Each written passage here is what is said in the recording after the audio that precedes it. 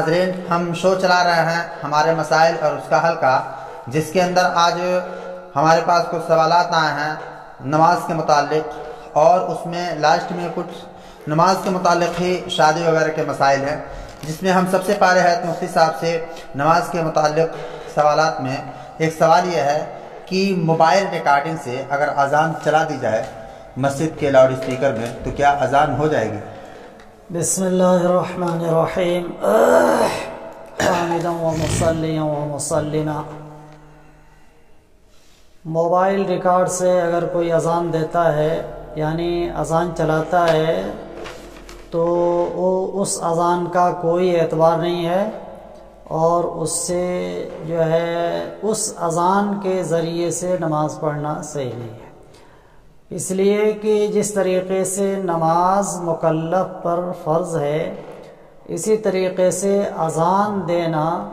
یہ مکلف کے اوپر جس کو شریعت نے ذمہ داری دی ہے،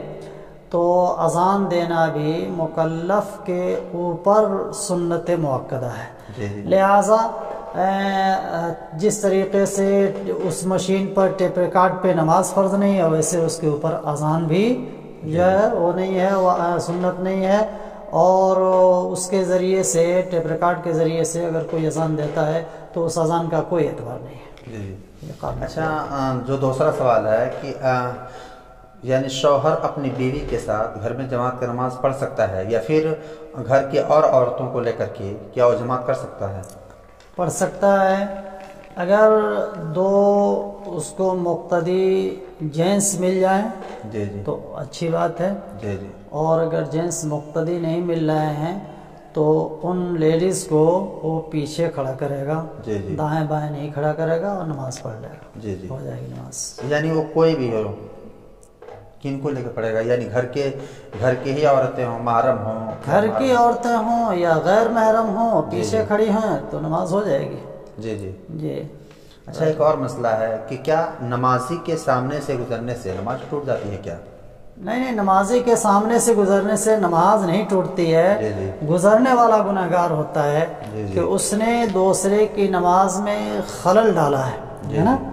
اور نماز جس طریقے سے خشوع اور خضوع کے ساتھ ہونا چاہیے، کسی کے بھی گزرنے سے نماز کے اندر خلل واقع ہوتا ہے اور نمازی کی توجہ دوسری جانب مبذول ہوتی ہے، اس بنیاد پہ گزرنے والا گنہگار ہوتا ہے۔ اچھا مطلب اگر ایک ہی گاؤں میں کئی مسجدیں ہیں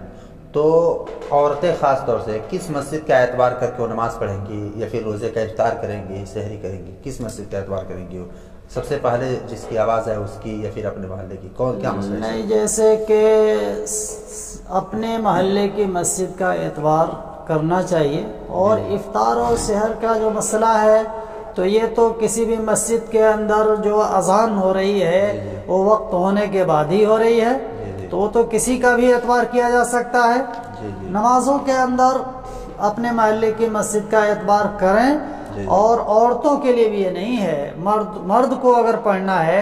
اور کسی مجبوری کے تحت اس کو گھر نماز پڑھنا پڑ جا رہا ہے تو اپنی مسجد کے اذان کا اعتبار کر لیں، اور عورتوں کے لیے وقت ہوا کہ وہ نماز پڑھ سکتے ہیں، ان کے لیے اذان کا انتظار کوئی ضروری چیز نہیں ہے۔ اچھا، مسجد میں دوسری جماعت کر سکتے ہیں کیا، جماعت ثانیہ جس کو بولتے ہیں؟ مسجد کے اندر جماعت ثانیہ پہلی جماعت کے طرز پر کرنا یہ مکروہ ہے۔ اگر کوئی بغیر تداعی کے جماعت کر لے، بغیر تداعی کا مطلب یہ ہے کہ آپ اپنی نماز کے لیے کھڑے ہوئے اور دوسرا کوئی آ کر کے آپ کی اقتدا کر لیا، 1 2 3 اقتدا آپ کی کر لیے، تو اس میں جماعت کا ثواب تو مل جائے گا اور کراہت بھی نہیں ہے، لیکن باضابطہ طریقے سے تداعی کے ساتھ، یعنی ایک دوسرے کو بلا کر کے کہ آؤ جماعت ہوگی، اور باضابطہ جو ہے جماعت کی تداعی کے ساتھ پہلی جماعت کی حیت پر جماعت کو کرنا، یہ پہلی جماعت کے وزن اور اس کی حیثیت کو گھٹانا ہے، اسی بنیاد پہ علماء نے ایسی شکل کو مکروہ کہا ہے۔ اچھا، اکثر نماز پڑھتے وقت لوگ بھول جاتے ہیں، تو 3 رکعت والی نماز 4 رکعت پڑھ لیتے ہیں، یا پھر 4 رکعت والی نماز 5 رکعت، تو پھر اس میں کیا حکم ہے؟ اب 2 رکعت کی نماز تھی 3 پڑھ لیا، 3 کی نماز تھی 4 پڑھ لیا، 4 والی نماز ہے 5 پڑھ لیا، تو اس سے تو نماز کو دہرانی پڑے گی۔ جی ہاں اس میں کچھ جیسے شکلیں ہیں کہ کس طریقے سے پڑھ رہا ہے، تو اس میں کیا شکل ہے، جیسے 4 رکعت والی نماز ہے اور اس نے 4 رکعت پر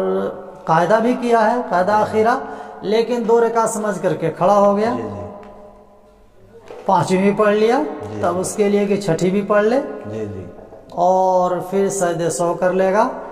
تو اس کی نماز 4 رکعت فرض اور 2 رکعت اس کی نفل ادا ہوگی۔ لیکن ہر ایک کی نہیں، جب 4تھی رکعت پہ قاعدہ اخیرہ کیا ہے اور پھر کھڑا ہوا ہے، تو بہرحال اس میں کچھ باریکیاں ہیں، تو اس کو جیسے بھی مسئلے پیش آئیں اسی اعتبار سے اس کو پوچھنا چاہیے۔ اچھا، نماز کی حالت میں موبائل بجنا شروع ہو جاتا ہے خوب زور سے، اگر اس میں گانے وغیرہ لگے وغیرہ ہوں یا پھر اور بھی کوئی فحش گانے ہو یا فحش آواز ہو، تو کیا نماز اس سے ٹوٹ جاتی ہے کیا؟ نہیں، نماز تو اس سے نہیں ٹوٹتی ہے، توجہ ظاہر سی بات ہے موبائل کی طرف جا رہی ہے۔ اب ایسے میں اگر اس کو بند کرنا چاہتا ہے تو عمل قلیل کے ذریعے اگر بند کر سکتا ہے تو اس کو بند کر دے، ٹھیک ہے۔ کیا کرنا چاہیے اگر نماز کی حالت میں موبائل بجنے لگے، تو جماعت اگر ہو رہی ہے تو وہاں پہ سارے لوگوں کی نماز ڈسٹرب ہو جائے گی، اس وقت اس موبائل والے کو کیا کرنی چاہیے؟ عمل قلیل کے ذریعے مثلا ایک ہاتھ کے استعمال سے اس طور پہ کہ نماز میں بھی آدمی موجود رہے اور دیکھنے والا سمجھے کہ یہ نماز کے اندر ہے، تو اس کو عمل قلیل کہتے ہیں، ٹھیک ہے نا، کہ عمل قلیل کے ذریعے سے اس کو بند کرنے کی کوشش کرے، ٹھیک ہے، سوئچ آف کرنے کی یا جو ہے جیسے بھی اس آواز کو بند کرنے کی کوشش کر لے عمل قلیل کے ذریعے۔ اگر اس میں عمل کثیر پایا گیا، یعنی دونوں ہاتھ کو اس نے استعمال کیا، یا اس حیت میں وہ چلا گیا کہ دیکھنے والا سمجھ رہا کہ یہ نماز میں نہیں ہے، تو پھر اس کی نماز ٹوٹ جائے گی۔ جیسے ناظرین، مین مقصد یہ ہے کہ اگر نماز میں موبائل بج رہا ہے تو دوسرے لوگوں کی نماز ڈسٹرب نہ ہو، ضروری ہے کہ آدمی تھوڑی سی عمل قلیل کر کے اور فوراً موبائل کو بند کر دے تاکہ دوسرے لوگوں کی نماز ڈسٹرب نہ ہو۔ اچھا، جو اگلا سوال ہے مفتی صاحب، یہ کہ اگر کوئی مخنث یعنی چھکا اپنا وضع قطع درست کر لیا ہو اور جماعت میں لگ کر کے اس نے صحیح راستہ اپنا لیا ہو، وضع قطع درست ہے اس کا، تو کیا اس کے پیچھے نماز ہو سکتی ہے کیا؟ مخنث کے پیچھے جماعت نہیں ہو سکتی، نماز نہیں ہو سکتی ہے۔ جس طریقے سے لیڈیز وہ تو کنفرم ہے نا، تو وہ کسی مرد کا امام نہیں بن سکتی ہے، تو لیڈیز سے نیچے درجہ ہوتا ہے مخنث کا، غیر کنفرم کا، ٹھیک ہے، خنثی مشکل کا، اس کے پیچھے کسی کی نماز نہیں ہوگی،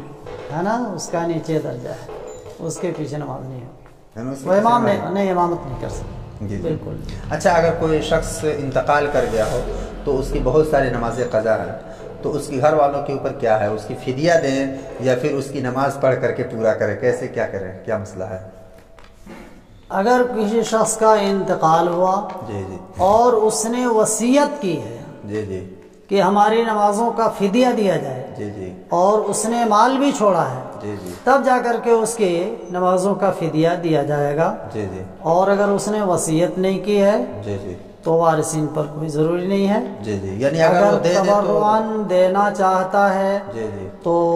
اس کے ایک نماز پہ ایک صدقۃ الفطر کے اعتبار سے دے سکتا ہے، اور اللہ کی ذات سے امید ہے کہ انشاءاللہ اس کے جرم میں تخفیف ہو جائے گی، اس کے عذاب میں تخفیف ہو جائے گی، اللہ کی ذات قبول کرے گی انشاءاللہ۔ تو ناظرین، ہم مسئلہ مسائل کے سوال حضرت مفتی صاحب سے پوچھ رہے تھے،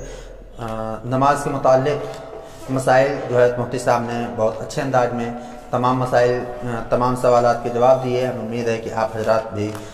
اس تمام جوابات سے مطمئن ہوئے ہوں گے۔ آپ سے درخواست ہے کہ آپ حضرات اس ویڈیو کو زیادہ سے زیادہ لوگوں کو شیئر کریں تاکہ زیادہ سے زیادہ لوگوں کو مسائل معلوم ہو سکے، اور ہمارے چینل کو سبسکرائب کریں تاکہ دوسرے حضرات تک ویڈیو پہنچے اور آپ کے پاس ویڈیو آسانی سے پہنچ سکے۔